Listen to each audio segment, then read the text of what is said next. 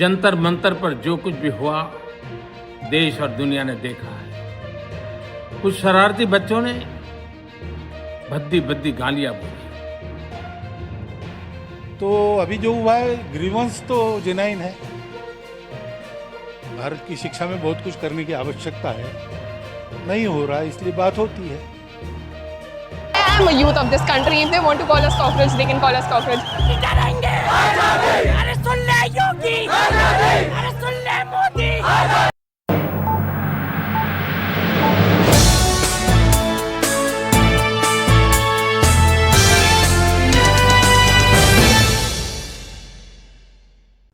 नमस्कार दर्शक बंधु, आजिर आलोचना को आपण मानकु अनेक अनेक स्वागत। आपण माने टीवी परदारे सामाजिक गणमाध्यम रे देखुथिबे गोटे विषय को लेकिन पूरा चर्चा जोर धरी ताहा होछि जेनजीस। शिक्षा मंत्री धर्मेंद्र प्रधान कर इस्तीफा दाबी रे आरंभ होइथिबा ए जेनजी आंदोलन वर्तमान आम देशर सारा राज्य रे टिके टिके करी व्यापीबाकू बसिलाणी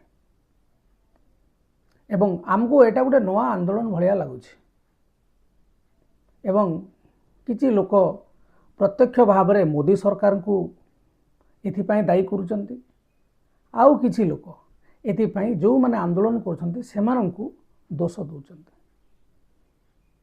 तबे प्रकृत रे जेनजीज माने जो माने आंदोलन करुचंती सेमानकु नेकरी सरकार एवं नेता माने विभिन्न राजनीतिक दल आम जो सरकार कहूँ केवल वर्तमान बीजेपी सरकार कथा कहूना, से कांग्रेस हो समाजवादी पार्टी हो जेकोसी दल राजनीतिक दल विशेषकर सेमानकर नेतृवृंद एमानकु नेकी एते प्रकार कॉन्शियस कहीं हो जाउछंती। आगु अनेक आंदोलन होइछि एवं किछि दाबी पूरण होइछि, तापरे सेमानकु मध्ये दबा जाइछि, किंतु जेनजीज मानकर आंदोलन कहीं गुरुत्वपूर्ण एवं कहीं भिन्न एवं ए परिप्रेक्षी रे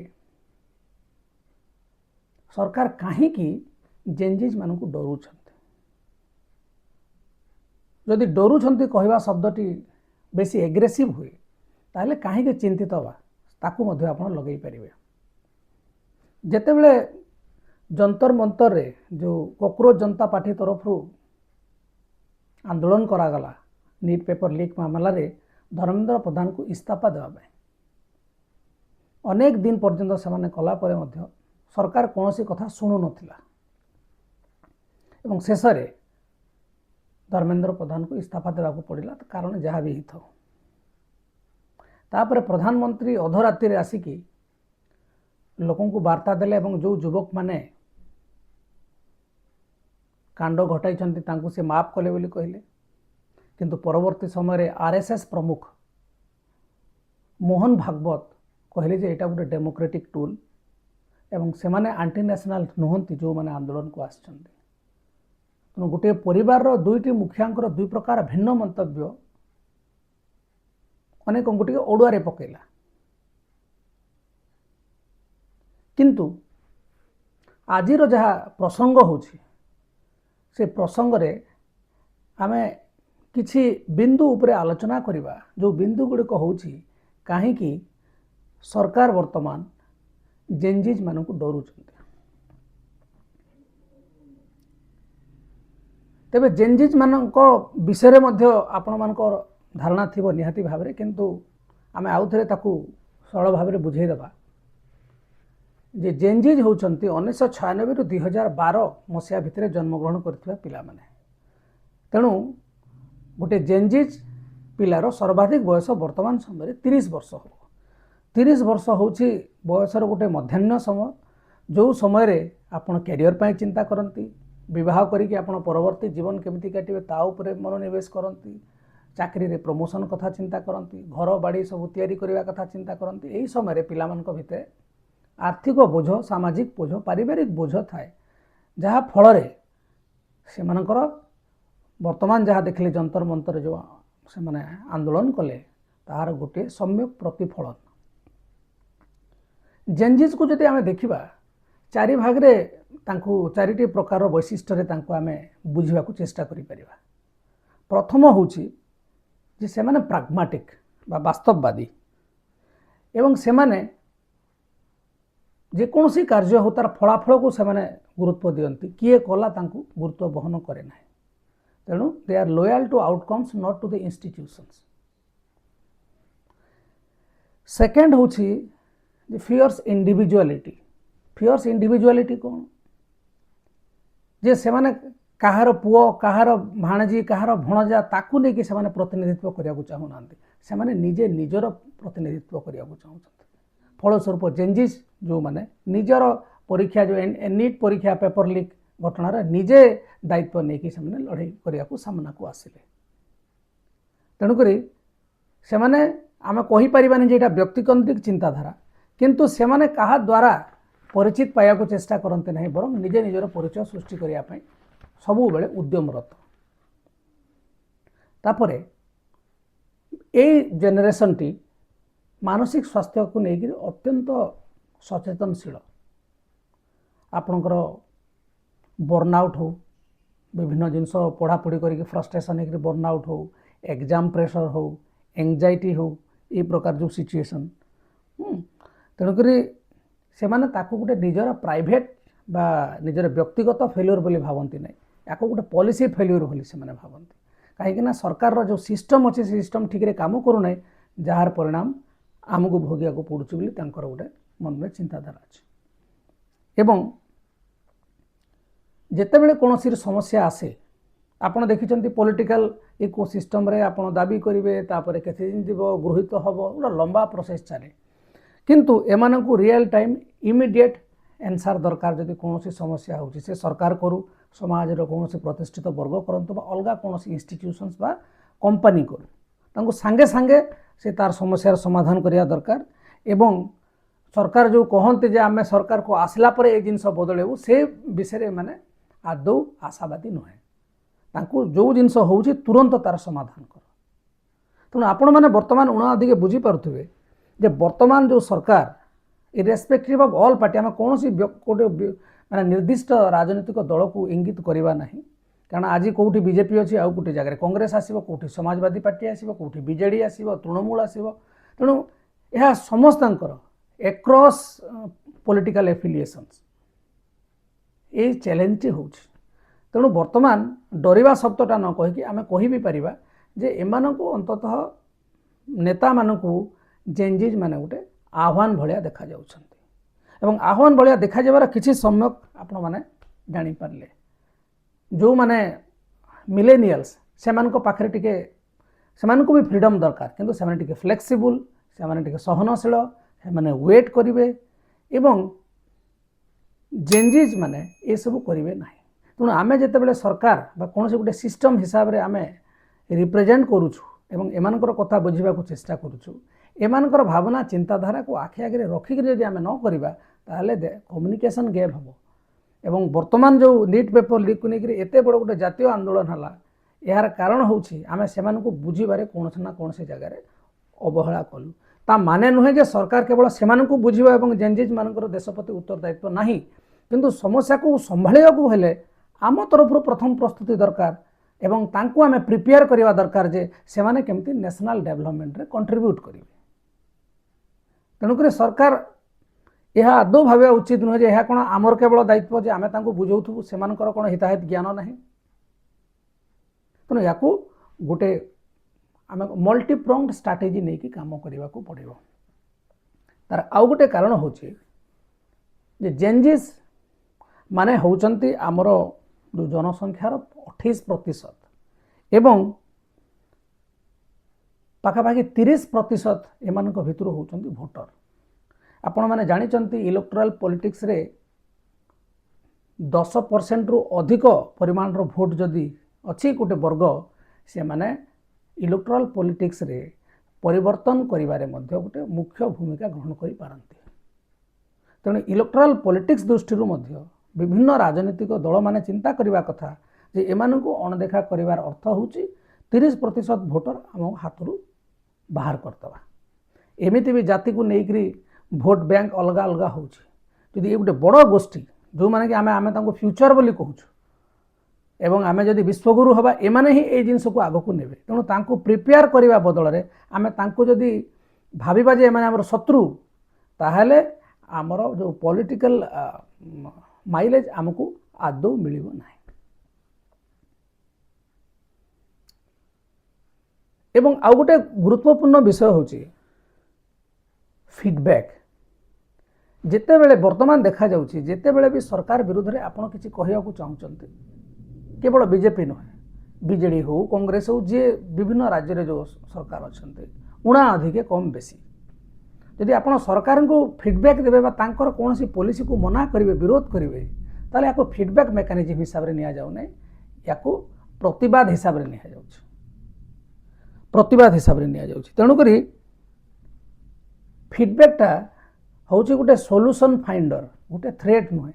ୟାକୁ ଆମ ନେତାମାନେ ବୁଝିବା ଦରକାର। ନହେଲେ ଏମାନଙ୍କର ଯେଉଁ ଆଶା ଅଭିଳାଷ ଅଛି ତାଙ୍କୁ ଯଦି ଆମେ କୁଠାରଘାତ କରିକି ଦେଶର ବିକାଶ କରିବାକୁ ଚାହୁଁଥିବା, ତାହେଲେ ଆଗକୁ ଆହୁରି ଏମିତି ଆନ୍ଦୋଳନ ଯେ ଆଗକୁ ନେବନି ତାହା ଆମେ କହିପାରିବା ନାହିଁ। ତାପରେ ଆମେ ଗୋଟେ ଗୁରୁତ୍ୱପୂର୍ଣ୍ଣ ବିଷୟରେ ଆଲୋଚନା କରିବା। ଯଦି ଆପଣମାନେ ଏ କଥାରେ ରାଜି ନୁହନ୍ତି ତାହେଲେ କମେଣ୍ଟ ମାଧ୍ୟମରେ ମଧ୍ୟ ଜଣାଇ ପାରିବେ ଯେ ଯେଉଁ ପଲିଟିକାଲ ପାର୍ଟିଜ ଏମାନେ କାହିଁକି ଚେଞ୍ଜେସ୍ ମାନଙ୍କୁ ହ୍ୟାଣ୍ଡେଲ କରିବାରେ ବିଫଳ ହେଉଛନ୍ତି। ତାର କାରଣ ହେଉଛି ସବୁ ପଲିଟିକାଲ ପାର୍ଟିଜରେ ଗୋଟେ ୟୁଥ୍ ୱିଙ୍ଗ ଅଛି, ଷ୍ଟୁଡେଣ୍ଟ ୱିଙ୍ଗ ଅଛି, ମହିଳା ୱିଙ୍ଗ ଅଛି। କାହିଁକି ଏ ୱିଙ୍ଗ ଗୁଡ଼ାକ ଅଛି? ଯେ ବିଭିନ୍ନ ଏଜ୍ କ୍ୟାଟାଗୋରୀର ଲୋକଙ୍କୁ କ୍ୟାଟର କରିବା ପାଇଁ ତାଙ୍କର ସିଷ୍ଟର କନସର୍ନସ୍ ଥାଏ। ମୁଖ୍ୟ ଶାଖା ହେଉଛି ଗୋଟିଏ ଦଳ ଯାହାର ସଭାପତି ଏବଂ ତାର କାର୍ଯ୍ୟକର୍ତ୍ତା, ତାପରେ ପରେ ଆପଣଙ୍କର ତାଙ୍କର ଫର ଏକ୍ଜାମ୍ପଲ ଆମେ ବିଜେଡ଼ି ନେବା, ବିଜେଡ଼ିର ସଭାପତି ନବୀନ ପଟ୍ଟନାୟକ, ତାପରେ ଯୁବ ସଭାପତି, ଛାତ୍ର ସଭାପତି, ମହିଳା ଦଳର ସଭାପତି। କାହିଁକି ଅଛି? ଏବଂ ସଂଖ୍ୟାଲଘୁ ଅନେକ ବର୍ତ୍ତମାନ ତାର ଶାଖା ବଢ଼ି ବଢ଼ି ଯାଇଛି ସିଷ୍ଟମ କନସର୍ନ। ଆପଣମାନେ କେବେ ଦେଖିଛନ୍ତି ଯେ ବିଜୁ ଜନତା ଦଳ ହେଉ, ଆମ ଓଡ଼ିଶା କଥା ଦେଖନ୍ତୁ, ବିଜୁ ଜନତା ଦଳ ହେଉ, ଆପଣଙ୍କର ଏଠି ବିଜେପିର ହେଉ ବା କଂଗ୍ରେସର ହେଉ, ଗୋଟେ ଇଣ୍ଡିପେଣ୍ଡେଣ୍ଟଲି ଏବଂ ଗୋଟେ ଷ୍ଟ୍ରଙ୍ଗ ଗୋଟେ ଅର୍ଗାନାଇଜେସନାଲ ଇମ୍ପାକ୍ଟ ଏଇ ଦଳର ଯୁବ ସଭାପତି ବା ଛାତ୍ର ସଭାପତି ଇଣ୍ଡିପେଣ୍ଡେଣ୍ଟଲି ଆଣିପାରିଛନ୍ତି। ସେମାନେ କେବଳ ତାଙ୍କ ଦଳର ଛତ୍ରଛାୟାରେ ରହିଛନ୍ତି। ତାଙ୍କର ଇଣ୍ଡିଭିଜୁଆଲ ପ୍ରେଜେନ୍ସ, ଭିଜିବିଲିଟି, ଇମ୍ପାକ୍ଟ ଆପଣମାନେ ଯଦି ଦେଖିବେ ବିଲକୁଲ ନାହିଁ କହିଲେ ଚଲେ। କେତେବେଳେ ସେମାନେ ଦେଖିବେ ଯେତେବେଳେ ବିଜେପି କୌଣସି ଜିନିଷ କହିବ ତାକୁ କାଉଣ୍ଟର କରିବା ପାଇଁ ବିଜେଡ଼ିର ଯୁବ ଛାତ୍ର ଏମାନେ ସବୁ ମିଶିଯିବେ। ଯେତେବେଳେ ବିଜେଡ଼ି କ'ଣ କହିବ ତାପରେ ବିଜେପି ମାତିଯିବେ। ବିଜେପି କ'ଣ କଲେ କଂଗ୍ରେସ ମାତିଯିବ। ଏବଂ ଏଇଟା କେବଳ ଓଡ଼ିଶାରେ ସୀମାବଦ୍ଧ ହୋଇକରି ନାହିଁ, ଆପଣଙ୍କର ସମାଜବାଦୀ ପାର୍ଟି କୁହନ୍ତୁ, ତାପରେ ଶିବସେନା କୁହନ୍ତୁ, ଆପଣ ଯେକୌଣସି ଦଳ ଦେଖିଦିଅନ୍ତୁ, ରିଜନାଲ ପାର୍ଟିଜ କୁହନ୍ତୁ, ନ୍ୟାସନାଲ ପାର୍ଟିଜ କୁହନ୍ତୁ, ଆଙ୍କର ଷ୍ଟୁଡେଣ୍ଟ ଏବଂ ଯେଉଁ ୟୁଥ୍ ୱିଙ୍ଗର ଭିଜିବିଲିଟି ବିଲକୁଲ ନାହିଁ। ଗୋଟେ ଏକ୍ଜାମ୍ପଲ ବି ଦେଖି କହୁଛି, ଆପଣଙ୍କର ଛାତ୍ର ସଂଗଠନ କ'ଣ କଂଗ୍ରେସର ନାହିଁ? କିନ୍ତୁ ଯେତେବେଳେ ସିଜେପି ତାର ଆନ୍ଦୋଳନର ଚରମ ସୀମାରେ ପହଞ୍ଚିଲା ସେ ସମୟରେ କିଏ ଆଗକୁ ଆସିଥିଲେ? ରାହୁଲ ଗାନ୍ଧୀଙ୍କୁ ଆସିବାକୁ ପଡ଼ିଲା। ତେଣୁ ସେମାନେ ହେଉଛନ୍ତି ମୁଖ୍ୟ। ଯେତେବେଳେ ଗୋଟେ ନ୍ୟାସନାଲ ଇସ୍ୟୁ ହେବ, ଇଭିନ୍ ଇଫ୍ ଏଇଟା ଗୋଟେ ଷ୍ଟୁଡେଣ୍ଟ ବା ଜେନଜିଜ୍ ଆନ୍ଦୋଳନ, ତାଙ୍କ ଯେଉଁ ଶାଖା ସଂଗଠନ ଅଛି, ଶାଖା ସଂଗଠନର ଯେଉଁମାନେ ମୁଖ୍ୟ କାର୍ଯ୍ୟକର୍ତ୍ତା ସେମାନଙ୍କର କୌଣସି ଭୂମିକା ଦେଖାଯାଉ ନାହିଁ ଏବଂ ସେମାନେ ତାଙ୍କର ଦୈନନ୍ଦିନ ଯେଉଁ ରାଜନୈତିକ ଜୀବନରେ ଲୋକମାନଙ୍କ ସହିତ, ପିଲାମାନଙ୍କ ସହିତ ମିଶୁନାହାନ୍ତି। ତାଙ୍କର ସମସ୍ୟା ଯଦି ସେମାନେ ଆଣୁଥାନ୍ତେ ଏବଂ ନିଜର ପ୍ଲାଟଫର୍ମ ଜରିଆରେ ସମାଧାନ କରୁଥାନ୍ତେ, ତାହେଲେ ହୁଏତ ଏ ସମସ୍ୟା ଅନେକ ସମାଧାନ ହୋଇଥାନ୍ତା ଏବଂ ଏଭଳି ଗୋଟିଏ ଜାତୀୟ ସ୍ତରୀୟ ଯେଉଁ ଆନ୍ଦୋଳନର ସାମ୍ନା କରିବାକୁ କୌଣସି ବି ରାଜନୈତିକ ଦଳକୁ ପଡ଼ିବ ନାହିଁ ବା ପଡ଼ିନଥାନ୍ତା। କାହିଁକି ନା ତାଙ୍କର ଯେଉଁ ଇକୋସିଷ୍ଟମ୍, ପଲିଟିକାଲ ଇକୋସିଷ୍ଟମ୍ ଅଛି, ଯେ ଯୁବ ଶାଖା, ଛାତ୍ର ଶାଖା, ମହିଳା ଶାଖା, ଏମାନେ ହୁଏତ ସେଇ ପିଲାମାନଙ୍କର ହୋପ୍ସ ଆଣ୍ଡ ଆସ୍ପାଇରେସନ୍ସକୁ କଣ୍ଟ୍ରିବ୍ୟୁଟ୍ କରିପାରୁନାହାନ୍ତି ଗୋଟେ ବଡ଼ ଇସ୍ୟୁ କରିକିରି ତାର ସମାଧାନ କରିବା ପାଇଁ। ଏବଂ ଧୀରେ ଧୀରେ ଧୀରେ ଧୀରେ ଏଇ ଯେଉଁ ଅସନ୍ତୋଷଟା ଗୋଟେ କଲେକ୍ଟିଭ୍ ଡିସକଣ୍ଟେଣ୍ଟର ରୂପ ନେଉଛି। ସାମଗ୍ରିକ ଅସନ୍ତୋଷ ଯେତେବେଳେ ସାମୂହିକ ଅସନ୍ତୋଷ ହେଉଛି, ହଠାତ୍ କିନା ବର୍ଷ୍ଟ କରୁଛି ଏବଂ ଗୋଟେ ବଡ଼ ଆନ୍ଦୋଳନର ରୂପ ନେଉଛି। ତେଣୁକରି ପଲିଟିକାଲ ପାର୍ଟିଜର ଯେଉଁମାନେ ନେତୃବୃନ୍ଦ ସେମାନଙ୍କ ପାଖରେ ଗୋଟେ ଅପରଚ୍ୟୁନିଟିଜ୍ ଅଛି ଯେ ତାଙ୍କୁ ଇଣ୍ଡିପେଣ୍ଡେଣ୍ଟଲି ଷ୍ଟ୍ରେନ୍ଥେନ୍ କରାନ୍ତୁ, ତାଙ୍କୁ ଚଏସେସ୍ ଦିଅନ୍ତୁ, ତାଙ୍କ ପାଇଁ ବଜେଟ୍ ଖର୍ଚ୍ଚ କରନ୍ତୁ, ତାହେଲେ ଯାଇ ସେମାନେ ଏ ଯେଉଁ ଛାତ୍ର ସଂଗଠନ ଯୁବ ସଂଗଠନ ଏମାନେ ଛାତ୍ରମାନଙ୍କର ଯୁବକମାନଙ୍କର ଯେଉଁ ଆଶା ଅଭିପ୍ସା ଅଛି ତାକୁ ପୂରଣ କରିବା ଦିଗରେ ସେମାନେ ସାହାଯ୍ୟ କରିବା ଗୋଟେ ପାଥୱେଜ୍ କ୍ରିଏଟ୍ କରିପାରିବେ। କିନ୍ତୁ ଆପଣମାନେ ଦେଖନ୍ତୁ କୌଣସି ଗୋଟେ ପଲିଟିକାଲ ପାର୍ଟିର youth wing student wing independently କିଛି କହିପାରିବେ ନାହିଁ ବା କରିପାରୁନାହାନ୍ତି।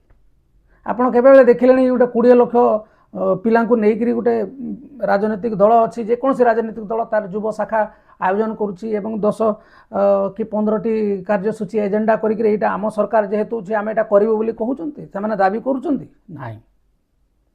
ତାଙ୍କର ସରକାରକୁ ବଞ୍ଚାଇବା ପାଇଁ ଯେତେବେଳେ ଦରକାର ପୁରା ସେନା ହିସାବରେ ଏମାନେ ଯାଇକି ବଞ୍ଚାଉଛନ୍ତି, ନହେଲେ ଏମାନଙ୍କର ବ୍ୟକ୍ତିଗତ ପରିଚୟ ବା କାର୍ଯ୍ୟଦକ୍ଷତା ଆପଣ ଯଦି କହିବେ ବହୁତ ସନ୍ଦେହଜନକ। ବହୁତ ଭଲ ପିଲା ଅଛନ୍ତି ବିଭିନ୍ନ ରାଜନୈତିକ ଦଳରେ, କିନ୍ତୁ ଯେଉଁ ପଲିଟିକାଲ ଇକୋସିଷ୍ଟମରେ ଏତେ ଫ୍ରିଡମ୍ ତାଙ୍କୁ ମିଳୁନାହିଁ ଯେ ଗୋଟେ ଷ୍ଟେଟ୍ ଲିଡ୍ ହେଇକି ମଧ୍ୟ ସେମାନେ ଲୋକମାନଙ୍କର ଇସ୍ୟୁକୁ ରିପ୍ରେଜେଣ୍ଟ କରିପାରୁଛନ୍ତି। ଏବଂ ସେଇଥିପାଇଁ ଆପଣ ଯେତେବେଳେ 2011 ମସିହାରେ ଆନ୍ଦୋଳନ ହେଲା ଆନ୍ନା ହଜାରେଙ୍କର, ଯେ ଆମ ଦେଶରେ ଏତେ ଯୁବକ ଥାଉ ଥାଉ ଲୋକପାଳ ବିଲ୍ ପାଇଁ ଏ ଯୁବକମାନଙ୍କର ନେତୃତ୍ୱ ଜଣେ 80 ବର୍ଷୀୟ ବୟସ୍କ ଲୋକଙ୍କୁ ନେବାକୁ ପଡ଼ିଲା। ତେଣୁ ଆପଣମାନେ ଚିନ୍ତା କରନ୍ତୁ, ଛାତ୍ର ଆନ୍ଦୋଳନ ଆଉ ବର୍ତ୍ତମାନ ନାହିଁ। ଆପଣମାନେ ଭଲ ପାଠ ପଢ଼ିଲେ ସାଙ୍ଗେ ସାଙ୍ଗେ କର୍ପୋରେଟ୍ ଆପଣଙ୍କୁ ଚାକିରି ପାଇଁ ନେଇଯାଉଛି, ଆପଣ ନିଜ ବ୍ୟକ୍ତିଗତ ଏବଂ ପାରିବାରିକ ଯାହା ସମସ୍ୟା ଅଛି ସେ ସମସ୍ୟା ଭରପୁର ହେଇଯାଉଛି। ତେଣୁ ଆଉ ଆଖପାଖ ରେ କ'ଣ ଘଟୁଛି, କାହାର ଅସୁବିଧା ହେଉଛି ତାକୁ ଆମେ ଦେଖିବା ପାଇଁ ଏବଂ ସେ ଦିଗରେ ଆମେ ଆଗକୁ ବଢ଼ିବା ପାଇଁ ନା ଆମ ପାଖରେ ସମୟ ଅଛି ନା ସେ ପ୍ରକାର। ନମସ୍କାର ଦର୍ଶକ ବନ୍ଧୁ। ତେଣୁ ଏବେ ବି ସମୟ ଅଛି ପଲିଟିକାଲ ପାର୍ଟିଜ୍ ମାନେ ସେମାନଙ୍କର ଯେଉଁ ଯୁବ ଶାଖା ଏବଂ ଛାତ୍ର ଶାଖା ତାଙ୍କୁ ଯଦି ସେମାନେ ଡିସେଣ୍ଟ୍ରାଲାଇଜ୍ ନ କରିବେ, ତାଙ୍କୁ ଯଦି ପାୱାର ନ ଦେବେ, ତାଙ୍କର ଯଦି ଫଙ୍କସନାଲିଟିଜ୍ରେ ମାନେ ବହୁତ କଣ୍ଟ୍ରୋଲ ରଖିବେ, ତାହେଲେ এই ଯେଉଁ ଛାତ୍ର ଏବଂ ଯୁବକମାନଙ୍କର ବର୍ତ୍ତମାନ ଯେଉଁ ସମସ୍ୟା ଅଛି ତାଙ୍କର ରିପ୍ରେଜେଣ୍ଟେସନ୍ ଯଦି କେହି ନ କରିବ, ଜେନ୍ଜିଜ୍ ମାନେ ନିଜେ ନିଜ ପାଇଁ ଲଢ଼ିବା ପାଇଁ ପ୍ରସ୍ତୁତ। ଏବଂ ଯାହା ଆମେ ଆଗରୁ ଆଲୋଚନା କରିଥିଲେ ସେଇଟା ହେଉଛି ତାଙ୍କର ୱାନ୍ ଅଫ୍ ଦି 4 ଟ୍ରେଟ୍ସ ଯାହାକୁ କହୁଛୁ ଆମେ ଫିୟର୍ସ ଇଣ୍ଡିଭିଜୁଆଲିଟି। ତେଣୁ ତାକୁ ଯଦି ଆପଣ କେଟର ନ କରିବେ ତାହେଲେ ଯେକୌଣସି ସରକାର ପାଇଁ ଅଡ଼ୁଆ ପରିସ୍ଥିତି ସେମାନେ ସୃଷ୍ଟି କରିପାରନ୍ତି। ଆଉ ଗୋଟେ ମେଜର ଜିନିଷ ହେଉଛି ଯେ ଆମ ନେତାମାନେ ଡିଜିଟାଲ ମିଡ଼ିଆ ବ୍ୟବହାର କରୁଛନ୍ତି, ସୋସିଆଲ ମିଡ଼ିଆ ଆକାଉଣ୍ଟସ୍ ଅଛି, କୌଣସି ଗୋଟେ ବିଷୟ ଉପରେ ସେମାନେ ନିଜର ମତ ମଧ୍ୟ ପ୍ରକାଶ କରୁଛନ୍ତି ଏବଂ ସେମାନେ ଭାବୁଛନ୍ତି ଆମେ ଟେକ୍ସେଭି। ତେଣୁ ଟେକ୍ସେଭି ହେବା, ଜେନ୍ଜିଜ୍ ମାନଙ୍କର ପୋଷାକ ପରିଧାନ କରିବା, ସେମାନଙ୍କ ଭଳିଆ ଦେଖାଯିବା ଦ୍ୱାରା ତାଙ୍କର ସମକକ୍ଷ ଆପଣ ହେଇପାରିବେ ନାହିଁ, ତାଙ୍କ ଚିନ୍ତାଧାରାର ସମତୁଲ୍ୟ ଆପଣ ହେଇପାରିବେ ନାହିଁ। ବର୍ତ୍ତମାନ ବି ଆପଣ ଦେଖିବେ ଅନେକ ରାଜନୈତିକ ଦଳର ଯୁବ ସଂଗଠନ ଟ୍ରାଡିସନାଲ ଯେଉଁ ଗ୍ରାସରୁଟ୍ ମୋବିଲାଇଜେସନ୍, ଆଜି ନେତା ଆସିବେ ଲକ୍ଷେ ଲୋକଙ୍କୁ ଯୋଗାଡ଼ କରିଦିଅ, ଖାଇବାକୁ ଦେଇଦିଅ, ପିଇବାକୁ ଦେଇଦିଅ, ଏଇସବୁରେ ଅଛନ୍ତି। ସେମାନେ ଗୋଟେ ଗୋଟେ ଡିଜିଟାଲ ଆର୍କିଟେକ୍ଟ ହେବା ଦରକାର। ଫର୍ ଏକ୍ଜାମ୍ପଲ୍ ସିଜେପି ଗୋଟେ କ'ଣ ଆପଣଙ୍କର ପଲିଟିକାଲ ସେଟାର ହିସାବରେ ଗୋଟେ ଇନଷ୍ଟାଗ୍ରାମ ଚଲେଇଥିଲେ, କୋକ୍ରୋଚ୍ ବୋଲି ଯେଉଁ କୁହାଗଲା ତାକୁ ନେଇକରି ହେଇଥିଲା, କିନ୍ତୁ ପରବର୍ତ୍ତୀ ସମୟରେ ଡିଜିଟାଲ ମାଧ୍ୟମରେ କେତେ ଲୋକଙ୍କୁ ସେମାନେ ଯୋଡ଼ିଲେ। ତେଣୁ ଏତେ ଏତେ ବଡ଼ ବଡ଼ ରାଜନୈତିକ ଦଳ ଯାଙ୍କ ପାଖରେ ପଇସା ଅଭାବ ନାହିଁ, ସେମାନଙ୍କର ଡିଜିଟାଲ ଆର୍କିଟେକ୍ଚରର ଷ୍ଟାଟସ୍ କ'ଣ? ଖାଲି କ'ଣ ସୋସିଆଲ ମିଡ଼ିଆରେ ପୋଷ୍ଟ କରିଦେଲେ ଡିଜିଟାଲ ଆର୍କିଟେକ୍ଚର ଏବଂ 2 ଜଣ ବସିକି ଡିଜାଇନ୍ କରାଇବେ, ବିଜେପି ବିଜେଡ଼ି ବିରୁଦ୍ଧରେ କହୁଥିବ, ବିଜେଡ଼ି ବିଜେପି ବିରୁଦ୍ଧରେ କହୁଥିବ। କୌଣସି ଗୋଟିଏ ରାଜନୈତିକ ଦଳ ଯେତେବେଳେ କୌଣସି ଗୋଟେ ପଲିସିକୁ ବିରୋଧ କରୁଛି ବା କୌଣସି ଗୋଟେ ପଲିସିକୁ ସମର୍ଥନ କରୁଛି, କାହିଁକି କରୁଛି, କୌଣସି ତଥ୍ୟ ସାପେକ୍ଷ କୌଣସି ପ୍ରକାର ପୋଷ୍ଟ ଅଧିକାଂଶ ଦେଖିବାକୁ ପାଇବେ ନାହିଁ। ବିଜେଡ଼ି କଲେ ବିଜେପିକୁ ଖରାପ ଲାଗିବ, ବିଜେପି କଲେ ବିଜେଡ଼ିକୁ ଖରାପ ଲାଗିବ, କଂଗ୍ରେସକୁ ଖରାପ ଲାଗୁଛି, ବିଜେଡ଼ି ବିଜେପି ଏମିତି। ତେଣୁ ୟାଙ୍କର ଇଣ୍ଟରନାଲ ଯେଉଁ ୱାର୍ ଭିତରେ ପିଲାମାନଙ୍କର ଯେଉଁ ଆଶା ଏବଂ ଭରସା ଗୋଟେ ସିଷ୍ଟମ ପ୍ରତି ରହିବା କଥା ଦୂରେଇ ଯାଉଛି। ତେଣୁ ବର୍ତ୍ତମାନ ଯେହେତୁ ଜେନ୍ଜିଜ୍ ମାନେ ସେମାନେ ତାଙ୍କ ୱେରେ ସେମାନେ ପ୍ରୋଟେଷ୍ଟ କରୁଛନ୍ତି, ବର୍ତ୍ତମାନ ସରକାରଙ୍କୁ ଏବଂ ବିଭିନ୍ନ ରାଜନୈତିକ ଦଳକୁ ଗୋଟେ ଚିନ୍ତାର କାରଣ ହେଇଛି ଏବଂ ଜାରି ରହିବ ଯଦି ସେମାନେ ତାଙ୍କର ଯେଉଁ way of interaction, way of communication ଯଦି ନ ବଦଳାନ୍ତି।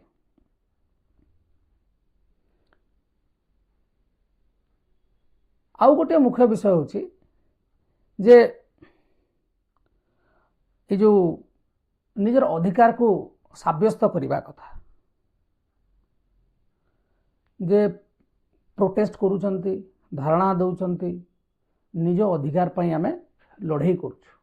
କିନ୍ତୁ ଯଦି ଗୋଟେ ୱେଲଫେୟାର ଷ୍ଟେଟ୍ ହିସାବରେ ଆପଣମାନେ ଚିନ୍ତା କର, ଆମେ ସମସ୍ତେ ଗୋଟେ ଉଣା ଅଧିକେ ଆମ ମନରେ ବସେଇ ଦିଆଯାଇଛି ଯେ ହକ୍ ମାଗିଲେ ହିଁ ମିଳିବ, ଅଧିକାର ମାଗିଲେ ହିଁ ମିଳିବ। କିନ୍ତୁ ୱେଲଫେୟାର ଷ୍ଟେଟ୍ରେ ଗୋଟେ ଜନମଙ୍ଗଳ ରାଷ୍ଟ୍ରରେ ଯଦି ଅଧିକାର ମାଗିଲେ ଯାଇ ମିଳେ ତାହେଲେ ତାହା ଅଧିକାର ନୁହେଁ, ତାହା ଦୟା କିମ୍ବା ଅନୁଗ୍ରହ ହୋଇପାରେ। ଆପଣମାନେ ଚିନ୍ତା କରନ୍ତୁ, ଆପଣଙ୍କର ପିଲା 1 କ୍ଲାସରେ ପାଠ ପଢ଼ୁଛି, ତ ସରକାର ରାଇଟ୍ ଟୁ ଏଜୁକେସନ୍ ଆକ୍ଟ ବା ଶିକ୍ଷା ଅଧିକାର ଆଇନରେ କହିଛନ୍ତି ଯେ ନିଃଶୁଳ୍କ ଏବଂ ବାଧ୍ୟତାମୂଳକ ଶିକ୍ଷା ପ୍ରଦାନ କରିବେ 8 କ୍ଲାସ୍ ପର୍ଯ୍ୟନ୍ତ। ମୁଁ ଗୋଟେ ଉଦାହରଣ ଖାଲି ଦେଉଛି।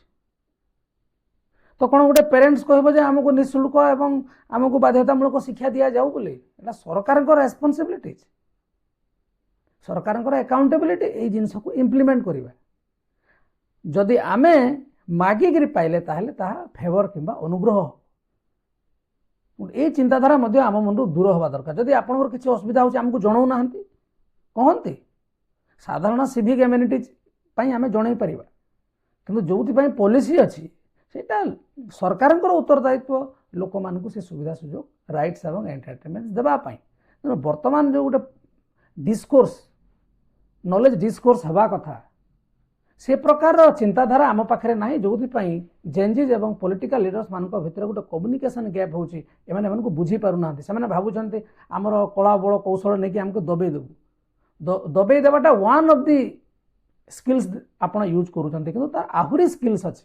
ସେମାନଙ୍କ ସହିତ କେମିତି ମିଶିବା, ତାଙ୍କ ହୃଦୟ କେମିତି ଯିବା। ଆପଣ ଦେଖନ୍ତୁ, ଟ୍ୱିଟରରେ ମେସେଜ କଲେ, ଆପଣ ଟ୍ୱିଟରରେ ଆପଣ ଟ୍ୱିଟ୍ କଲେ, ଏକ୍ସରେ ଆପଣଙ୍କୁ ଇମିଡ଼ିଏଟଲି ଆପଣଙ୍କୁ ରେସ୍ପଣ୍ଡ ମିଳୁଛି। ଯଦି ଜଣେ ଅଭିଯୋଗ କରୁଛି, ଆପଣ ତୁରନ୍ତ ତାର ସମସ୍ୟାର ସମାଧାନ କରିବା ପାଇଁ କିଛି ଲେଖିଲେ, ତାହେଲେ ଆପଣଙ୍କର କମ୍ୟୁନିକେସନ୍ ଇଣ୍ଟାକ୍ଟ ରହୁଛି। ଯଦି ଆପଣ କହିବେ ଚିଠି ଲେଖନ୍ତୁ, ଫାଇଲକୁ ଯିବ, ସେ 15 ଦିନ ପରେ ଆସିବ, Gen Zs are not going to wait for that delays. They want real time solution. ଏହା ଭଲ କି ଖରାପ ସେଇଟା ଆଉ ଗୋଟେ ପର୍ଯ୍ୟାୟରେ ଆଲୋଚନା କରାଯାଇପାରେ, କିନ୍ତୁ ଏମାନେ ଗୋଟେ ବହୁତ ବଡ଼ ଗୋଷ୍ଠୀ ଆମ ସମାଜରେ ଏବଂ ଏମାନଙ୍କୁ କୌଣସି ପ୍ରକାର ଅଣଦେଖା କରାଯାଇ ନପାରେ। ଅଣଦେଖା କରିବା ପାଇଁ ଯେକୌଣସି ପ୍ରୟାସ କରନ୍ତୁ, ସର୍ବାଧିକ ପ୍ରୟାସ ଫେଲ୍ ହେବାର ସମ୍ଭାବନା ଅନେକ ଅଛି। ତେଣୁକରି ଆପଣମାନେ ଦେଖିବେ, ବର୍ତ୍ତମାନ ପ୍ରଧାନମନ୍ତ୍ରୀଙ୍କଠୁ ଆରମ୍ଭ କରି RSS ମୁଖ୍ୟ, ଯେଉଁମାନେ ଆଗରୁ ଜେନ୍ଜିଜ୍ ବିଷୟରେ ଆଦୌ ଆଲୋଚନା ହିଁ କରୁନଥିଲେ, ସେମାନେ ବର୍ତ୍ତମାନ ମୋହନ ଭାଗବତ ମୁମ୍ବାଇରେ 2000ରୁ ଅଧିକ ଛାତ୍ରଙ୍କୁ ଭେଟିକିରି ଜେନ୍ଜିଜ୍ଙ୍କର ତାଙ୍କର ହୋପ୍ସ ଆଣ୍ଡ ଏସ୍ପିରେସନ୍ସ କ'ଣ, and how RSS can connect with those Gen Zs, ତା ଉପରେ ସେମାନେ ଆଲୋଚନା କରୁଛନ୍ତି। ଆଉ ଆପଣଙ୍କର ଏଠି ପ୍ରଧାନମନ୍ତ୍ରୀ ମଧ୍ୟ ୟଙ୍ଗ ଲିଡର୍ସ ମାନଙ୍କ ସହିତ ମିଶୁଛନ୍ତି, ଜାଣିବାକୁ ଚେଷ୍ଟା କରୁଛନ୍ତି। ଏ ଗୋଟେ ବହୁତ ବଡ଼ କାମ ନୁହେଁ, କିନ୍ତୁ ଆମକୁ ଦେଖିବାକୁ ପଡ଼ିବ ଯେ ସେମାନେ ରିବେଲିୟସ୍ ନୁହେଁ, ସେମାନେ ଆମର ଲୋକ, ଜେନ୍ଜିଜ୍ ବାହାର କେଉଁଠିକାର ନୁହେଁ। ତେଣୁକରି ଯେଉଁ ଗୋଟେ ଜେନେରେସନାଲ କମ୍ୟୁନିକେସନ୍ ଗ୍ୟାପ୍ ସୃଷ୍ଟି ହେଉଛି, ଏସବୁ ଯଦି ନ ହେବ ସମାଧାନ, ତାହେଲେ ଆଗକୁ ଏହା ଆହୁରି ତୀବ୍ର ରୂପ ନେବ ବୋଲି ଭାବିବାକୁ ପଡ଼ିବ। ତେଣୁକରି ଆଜିର ଜେନେରେସନ୍ ଲାଉଡ୍, ଜୋରରେ ଚିତ୍କାର କରି ମାଗିବେ ଏବଂ ତାଙ୍କର ସଂଖ୍ୟା ଅଧିକ, ତାଙ୍କର ଅନଲାଇନ୍ ପ୍ରେଜେନ୍ସ ଅଧିକ ଏବଂ ସେମାନେ ଶକ୍ତିଶାଳୀ ମଧ୍ୟ ଯେ ସରକାରଙ୍କ ଉତ୍ତରଦାୟିତ୍ୱକୁ ମାଗିବା ପାଇଁ। ଏବଂ ଏହିସବୁ ନ କରିପାରୁଥିବାରୁ ପଲିଟିକାଲ ପାର୍ଟି ପାଖରେ ଅନେକ ସୁଯୋଗ ଥିବା ସତ୍ତ୍ୱେ ଏମାନଙ୍କୁ ଡିଲ୍ କରିପାରୁନାହାନ୍ତି। ଆପଣମାନଙ୍କୁ କ'ଣ ଲାଗୁଛି ଯେ ଆମେ ଯେଉଁ ବିଷୟରେ ଆଲୋଚନା କଲେ, ଯେ କାହିଁକି ଜେନ୍ଜିଜ୍ ମାନଙ୍କୁ ସରକାର ଡରୁଛନ୍ତି ବା ତାଙ୍କୁ ନେଇକି ଚିନ୍ତିତ ହେଉଛନ୍ତି ବା ତାଙ୍କୁ କ୍ଲୋଜଲି ୱାଚ୍ କରୁଛନ୍ତି, ଯାହା ଆପଣ ବୁଝିପାରିବେ, ତାର କାରଣ ହେଉଛି ଯେ ୟାଙ୍କର ଯେଉଁ ପଲିଟିକାଲ ଏମାନଙ୍କର ସିଷ୍ଟମ୍ ଅଛି, କ୍ୟାଡର ଅଛି, ଏଇ କ୍ୟାଡରରେ ମୁଖ୍ୟ ଲୋକଙ୍କୁ ଛାଡ଼ିଦେଲେ ତାଙ୍କର ଯୁବ ଶାଖା, ଛାତ୍ର ଶାଖା, ଏମାନେ ଗୋଟେ ବୃହତ୍ତର ସାମାଜିକ ଆନ୍ଦୋଳନ ସୃଷ୍ଟି କରିବା ପାଇଁ ଯେଉଁ ପ୍ଲାଟଫର୍ମ ସେମାନେ ତିଆରି କରିବା କଥା, ସେ ତିଆରି କରିପାରୁନାହାନ୍ତି। ଯେଉଁଥିପାଇଁ ଜେନ୍ଜିଜ୍ ସବୁବେଳେ ନିଜକୁ ଏକଲା ମହସୁସ କରୁଛନ୍ତି, ନିଜେ ଏକାକୀ ଅନୁଭବ କରୁଛନ୍ତି ଏବଂ ସେମାନେ ଭାବୁଛନ୍ତି ଯେ ଆମ ପାଇଁ ତ କେହି ନାହାନ୍ତି, ଚାଲନ୍ତୁ ଆମେ ନିଜ ପାଇଁ ନିଜେ ସ୍ୱର ଉଠାଇବା। ଏବଂ ଏ ସ୍ୱର ଏତେ ତୀବ୍ର ହେବା ଆଗରୁ ପଲିଟିକାଲ ପାର୍ଟି ଯଦି ନିଜେ ସୁଧାରକୁ ନ ଆଣନ୍ତି, ତାହେଲେ ଏମିତି ଆହୁରି ଅଧିକରୁ ଅଧିକ ଆନ୍ଦୋଳନ ହେବ, ଏହି ସମ୍ଭାବନାକୁ एड़े दी पारिबो नाही। जदि आपनको आमर वीडियोटी भल लगुच ताहले ए चैनल को सब्सक्राइब करंतु, वीडियो को लाइक करंतु, शेयर करंतु एवं आपनकर जो मतामत को कमेंट बॉक्स रे जणांतु। पुणी देखा हवा आउ एक संपूर्ण नुआ वीडियो रे। नमस्कार।